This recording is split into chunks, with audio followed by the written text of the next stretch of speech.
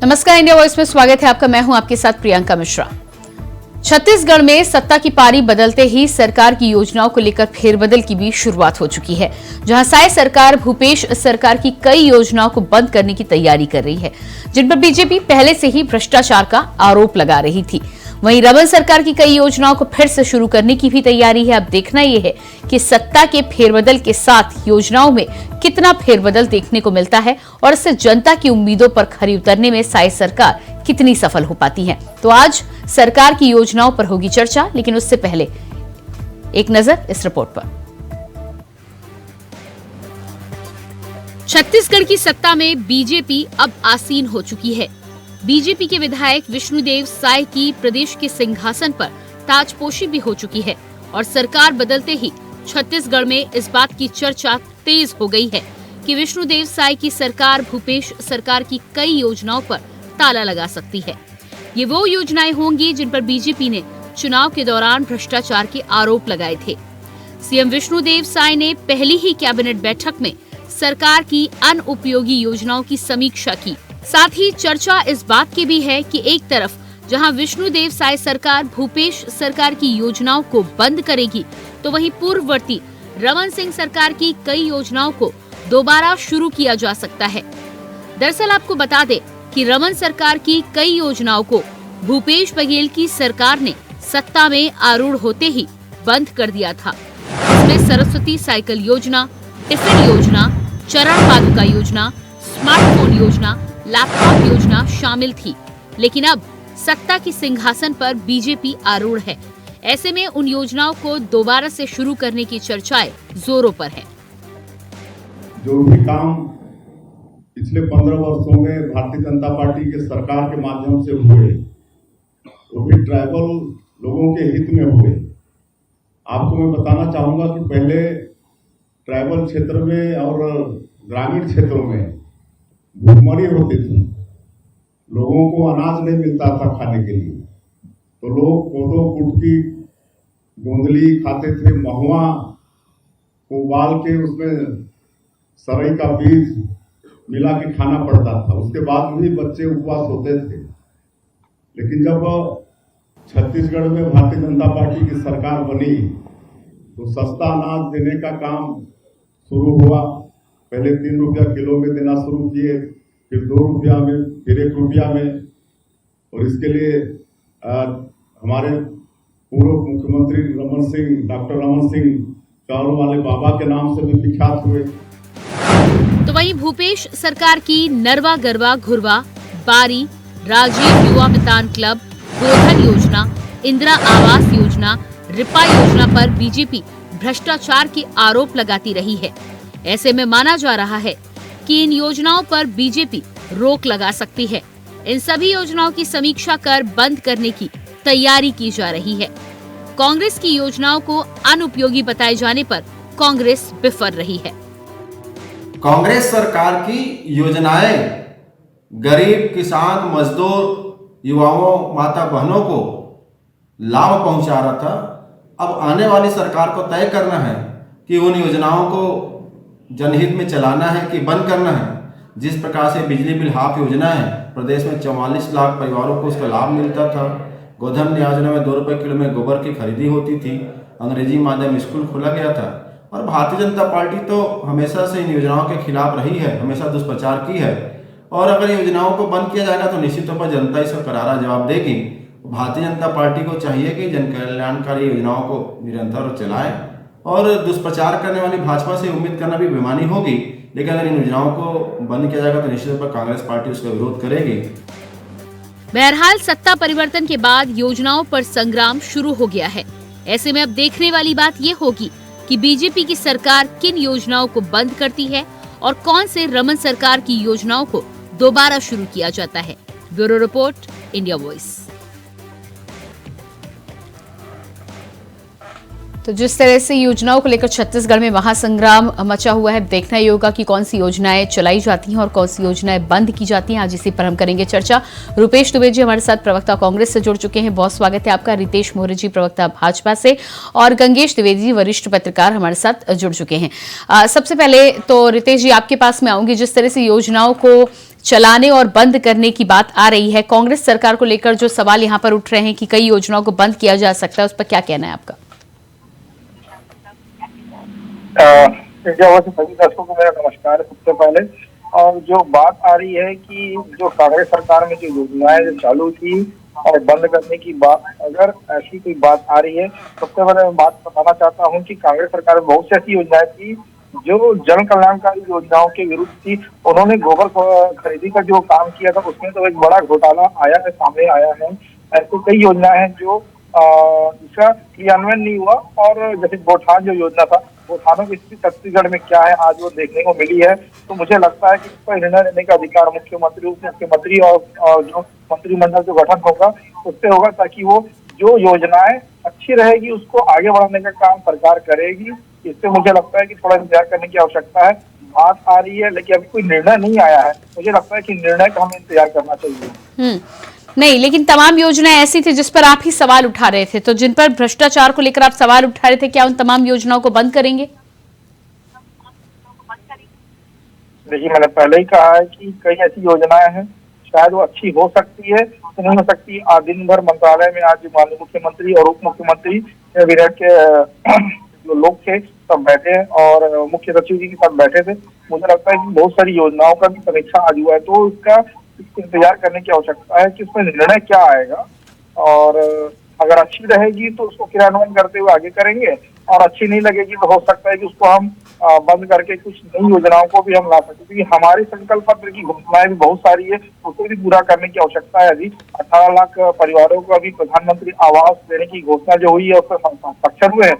25 दिसंबर को हम बकाया 2 साल का बोनस देंगे और किसानों को 31 रुपए के प्रति क्विंटल के हिसाब से धान खरीदने का भी काम अभी होना है। तो मुझे लगता है कि ऐसी भी योजनाएं हैं जो बहुत ही सामाजिक रूप से भी या जन कल्याणकारी काम है। तो पूर्ववर्ती सरकार के जो योजना है उसकी समीक्षा करते हुए आगे बढ़ेंगे। इसके लिए मुझे लगता है इंतजार करने की आवश्यकता है। ठीक है रुपेश जी, यहाँ पर रितेश जी का कहना है कि आपकी सरकार की योजनाओं की समीक्षा करते हुए आगे बढ़ेंगे और हो सकता है कि कुछ योजनाओं को बंद करना पड़े। आपने भी यही किया था जब नई सरकार आई थी तब। प्रियंका जी नमस्कार। जी नमस्कार। देखिए, छत्तीसगढ़ में भाजपा की सरकार शपथ ग्रहण कर चुकी है। माननीय मुख्यमंत्री विष्णुदेव साय जी, उप मुख्यमंत्री शपथ ले चुके हैं। और सबसे महत्वपूर्ण बात देखेंगे, इनके द्वारा जो अभी धान खरीदी का मामला चल रहा है, अभी भी किसानों का धान 20 क्विंटल खरीदी जा रही है। 21 क्विंटल खरीदने का कोई आदेश इन्होंने जारी नहीं कराया है। 3100 में नगद भुगतान करने की बात इन्होंने ग्राम पंचायत स्तर पर कही है, उसकी भी इन्होंने घोषणा नहीं की है। प्रियंका जी, छत्तीसगढ़ में भूपेश बघेल जी के नेतृत्व में कांग्रेस की जो सरकार थी, वो तमाम जन कल्याणकारी योजनाएं और ऐसी योजनाएं जो ग्रामीण अर्थव्यवस्था को मजबूत करने वाली, सामाजिक उन्नति के लिए जो कार्य करने वाली योजनाएं थे, सीधे आम जनता को लाभ देने वाली योजनाएं हैं, उन योजनाओं को भाजपा को निश्चित रूप से चिंतन मनन करना चाहिए। जिस प्रकार से बिजली बिल हाफ योजना जो सीधा आम जनता से जुड़ा हुआ मामला है, स्वास्थ्य के संबंध में बोलेंगे तो हाट बाजार क्लिनिक, मुख्यमंत्री स्लम योजना, दाई दीदी क्लिनिक, हमर ब्लैक, जीवन धारा जिसमें डायलिसिस की योजना छत्तीसगढ़ सरकार ने लागू करी, शिक्षा के क्षेत्र में आत्मदन अंग्रेजी माध्यम स्कूल, और जिस प्रकार से ग्रामीण अर्थव्यवस्था मजबूत करने के दीपा प्रारंभ की गई, महतारी जतन योजना हो, सुपोषण योजना हो, देवगुड़ी योजना हो, छत्तीसगढ़ या ओलंपिक हो, तमाम योजनाएं कांग्रेस सरकार की है। वो सीधे आम जनता से जुड़ी हुई है, उनकी संस्कृति से जुड़ी हुई है और उनको आर्थिक रूप से सक्षम करने वाली योजनाएं हैं। इन योजनाओं पर भाजपा को चाहिए कि वो राजनीति से परे होकर के आम जनता के हितों के लिए जो योजना है उस पर अमल करे। और साथ ही साथ क्योंकि छत्तीसगढ़ धान का कटोरा है, अभी भी इनके द्वारा ठीक है, वो समीक्षा करने की बात कह रहे हैं, लेकिन पिछली बार जब डॉक्टर रमन सिंह की सरकार की तमाम योजनाएं थी उनको आपने बंद किया, तो क्या आपको लग रहा था कि वो योजनाएं जनता के लिए लाभकारी नहीं थी या आपको फिजूल लगी थी?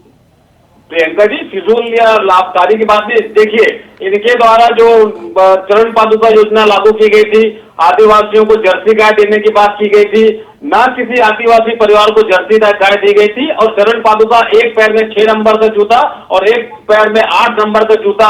सरस्वती साइकिल योजना के बारे में बताना चाहूंगा। सरस्वती साइकिल योजना में 9वीं और 10वीं के छात्र छात्राओं को साइकिल देने की बात की गई थी। ये मेडिकल साइंस से प्रमाणित है कि उनको 22 इंच की साइकिल देनी रहती थी, लेकिन छत्तीसगढ़ में भाजपा की जो सरकार थी वो 24 इंच की साइकिल दे करके सीधे साइकिल निर्माण एजेंसी को लाभ देने की बात की गई थी। उस योजना में रितेश जी जवाब दीजिएगा। छत्तीसगढ़ में कांग्रेस सरकार आने के बाद, और ये मामला उच्च न्यायालय भी किया था, न्यायालय से मामला स्थगित हुआ था साइकिल वितरण की, क्योंकि बच्चियों के लिए 24 इंच की साइकिल अनुपयोगी थी और 22 इंच की साइकिल उपयोगी थी। जिस प्रकार से साइंटिफिक रूप से प्रमाणित भ्रष्टाचार या प्रमाणित अनियमितता होने के बाद वो योजना का बदलाव किया गया था, लेकिन छत्तीसगढ़ में कांग्रेस सरकार की जवाब दीजिएगा। योजनाएं हैं, उतनी योजनाएं सीधे आम जनता से जुड़ी हुई योजना है। बिजली बिल की, मैं फिर से बताऊंगा, बिजली बिल की योजना है। मुख्यमंत्री कन्या विवाह योजना, जो एक दिन में 3,229 बेटियों का विवाह हुआ और गोल्डन बुक ऑफ रिकॉर्ड में दर्ज हुआ। ठीक है, मैं आपके पास आती हूँ। रितेश जी, रितेश जी, तमाम योजनाओं का यहाँ पर जिक्र किया और क्यों बंद की गई थी उसका भी जिक्र किया रुपेश जी ने, इस पर क्या जवाब है आपका? देखिए, सरस्वती साइकिल योजना की जो बात रुपेश जी कह रहे हैं, आपको मालूम है कि जब डॉक्टर रमन सिंह जी की सरकार थी, जब मामला आया कि जो 22 इंच की जो हाइट थी उसको 24 इंच निर्माण एजेंसी ने किया था, उसको नोटिस भी दिया गया था कि उसकी साइकिल की हाइट कम करके। और आपको मालूम है कि जब जून माह में जब शाला प्रवेशोत्सव मनाता जाता था, तो ऐसी बहनों को, स्कूल में पढ़ने वाली छात्राओं को साइकिल देने का काम हुआ है। लेकिन जब कांग्रेस आई तो बदलापुर की राजनीति के चक्कर में उन्होंने बंद किया था। मुझे लगता है कि उस योजना में छात्राओं को लाभ मिलना बंद हो गया। दूसरी बात मैं कहना चाहूंगा कि जो बात कह रहे हैं रुपेश जी की, जितने भी जनता का इन्होंने योजना चालू किया, इसलिए मैंने पहले ही कह दिया कि इसकी समीक्षा चल रही है। जो योजनाएं अच्छी रूप से चलाने की आवश्यकता होगी, छत्तीसगढ़ सरकार उसे आगे बढ़ाएगी। जिसे बंद करने की आवश्यकता होगी, इसे बंद करके किसी और विषय पे उसको काम करने की आवश्यकता होगी, वो करेगी। मुझे लगता है, इसलिए मैंने कहा कि इस पर विचार करते हुए मंथन जो हो रहा है दिन भर से मंत्रालय, मुख्यमंत्री, उप मुख्यमंत्री, गंगेश जी, दोनों ही सरकारें एक दूसरे पर जिस तरह से योजनाओं को लेकर संग्राम यहाँ पर छेड़ने की बात कर रही हैं, कांग्रेस बीजेपी की योजनाओं को नकार रही है तो बीजेपी कांग्रेस की योजनाओं को नकार रही है। क्या लगता है आपको कि जिस तरह से पूर्ववर्ती सरकार में तमाम योजनाओं को बंद किया गया था, क्या उसी आधार पर कार्रवाई होगी या समीक्षा ईमानदारी से की जानी चाहिए? नहीं, सही मायने में तो समीक्षा बहुत ही ईमानदारी के साथ करना चाहिए। जो जन उपयोगी योजनाएं हैं उसका लाभ जनता को लगातार मिलते रहना चाहिए। लेकिन बीजेपी की तरफ से भ्रष्टाचार के आरोप भी लगते रहे हैं तमाम योजनाओं को लेकर। हाँ, निश्चित तौर पर जिन योजनाओं में भ्रष्टाचार है उसमें तो कार्रवाई होनी चाहिए। लेकिन मैं ये कह रहा हूँ कि जैसे मान लीजिए बिजली बिल हाफ योजना है, इस तरह की और भी बहुत सारी योजना है जो जनता के फायदे की है। गैस सिलेंडर वाली योजना, जैसे कांग्रेस ने पूरे सभी महिलाओं को घोषणा की थी, लेकिन भाजपा ने केवल उज्ज्वला हितग्राहियों को घोषणा की है।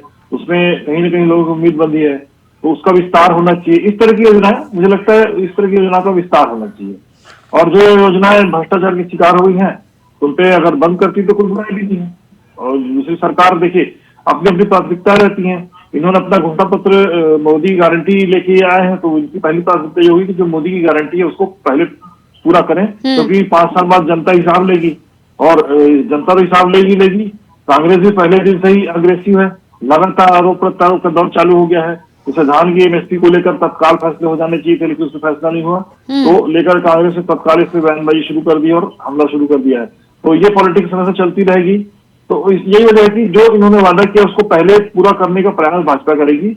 और ये वजह है कि जो कांग्रेस की जो प्राथमिकता की योजना थी, जो उनको लगेगा उचित नहीं है, उसको बंद करेगी और बाकी अपनी जो प्राथमिकता उनको वो पूरा करेगी। जी रितेश जी, जिस तरह से गंगेश जी ने कहा कि तमाम योजनाएं ऐसी हैं जो जनता के हित के लिए हैं, चाहे सिलेंडर की बात कर लें या फिर बिजली बिल की तमाम योजनाओं का रुपेश जी ने यहाँ पर जिक्र किया है। समीक्षा की आप जरूर बात कर रहे हैं, लेकिन उसके साथ ही साथ 2024 में चुनाव भी हैं, तो क्या लगता है आपको कि उसको भी गौर किया जाएगा और उसके आधार पर पहले केंद्र से जुड़ी योजनाओं को पूरे करने की कोशिश की जाएगी? क्योंकि प्रधानमंत्री आवास की बात मुख्यमंत्री जी पहले ही कर चुके हैं। जी, मैं गैस की बात करूंगा तो हमने संकल्प पत्र में कहा था कि 500 रुपए हम गैस सिलेंडर में हम देंगे, तो उसका अभी आप देखेंगे कि सभी गैस एजेंसियों में लंबी लाइन लगी हुई है और अपना KYC अपडेट करवा रहे हैं, ताकि जो गैस कनेक्शन महिलाओं के नाम से रहेगा उसको हम 500 रुपए में गैस सिलेंडर देंगे।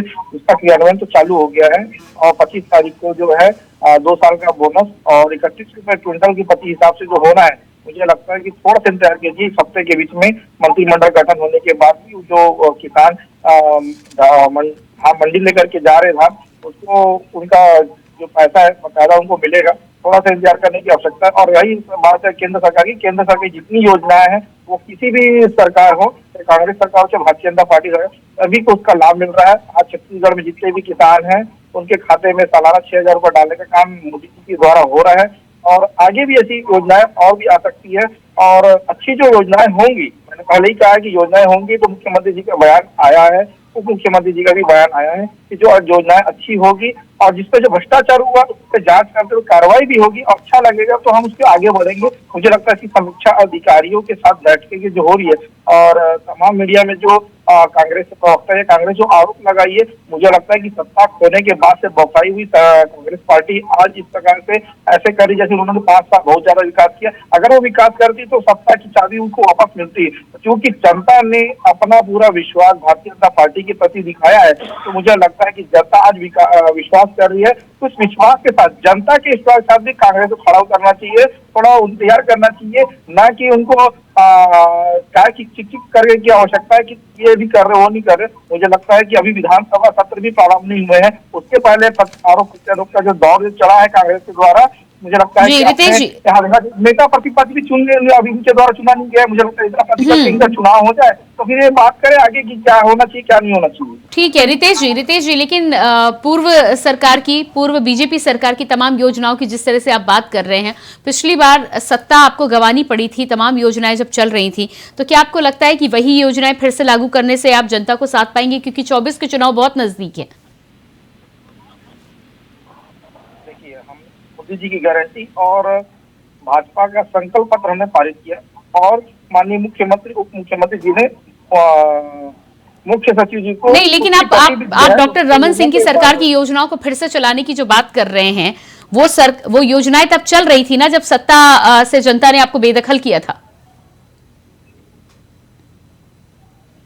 मैंने पहले ही कहा है कि दोनों योजनाएं हमारे संकल्प पत्र की जो हमने घोषणा किया वो भी, और पूर्व सरकार की जो है रमन सिंह जी की सरकार की जो अच्छी योजना है उसको हम लेकर के जनता के बीच काम करेंगे और जनता से स्वीकार भी कर रही है।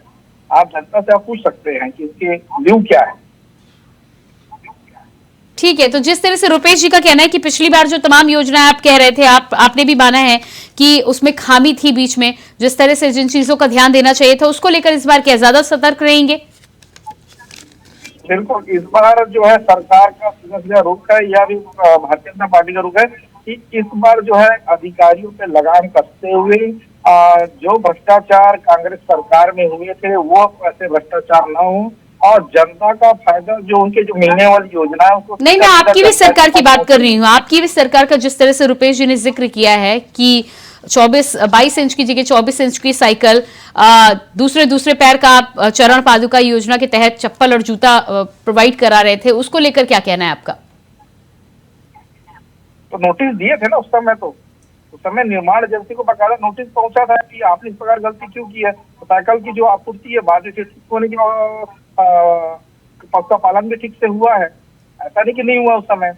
ठीक है गंगेश जी, यहाँ पर जिस तरह से रितेश जी कह रहे हैं कि तमाम योजनाएं फिर से चलाई जाएंगी, क्या लगता है आपको कि ये योजनाएं तो चल रही थी जब जनता ने सरकार को नकारा था, पिछली बार जब कांग्रेस आई थी, दोबारा से सरकार उन योजनाओं को चलाए, ठीक है सरकार को लगता है यदि कि जनता के हित में है तो चलाए, लेकिन यहाँ पर कंपनियों को टेंडर देने से लेकर तमाम प्रक्रिया पर भी क्या दोबारा से गौर करने की जरूरत है? निश्चित तौर पर देखिए, इन सब योजनाओं में ये योजनाएं तो बहुत अच्छी हैं और जन हितकारी योजनाएं हैं, जैसे ये उनको वनवासियों को या वनोपज उत्पादकों कलेक्शन करने वालों को जो जूते देने की योजना, छाता देने की योजना है, उसको देखिए पिछली बार 2005 से योजना चालू हुई थी और वो अच्छे से याद है मुझे कि प्रधानमंत्री जी ने छत्तीसगढ़ से इस योजना की शुरुआत की थी। एक गरीब आदिवासी महिला के पैर में चप्पल पहना के योजना की शुरुआत बहुत अच्छी हुई थी, लेकिन उसकी साइज को लेकर कई बार विवाद हुआ और उसकी क्वालिटी को लेकर कई बार विवाद हुआ। तो ये ऐसी चीजें निश्चित तौर पर क्वालिटी और इन सब चीजों को ध्यान में रखना पड़ेगा। और मुझे ये योजना चली, लेकिन देखिए योजना में करीब 15-16 लाख के आसपास लोगों को इसका फायदा नहीं मिला। ऐसा नहीं कि इसका फायदा नहीं मिला, लेकिन विवाद भी बहुत हुए।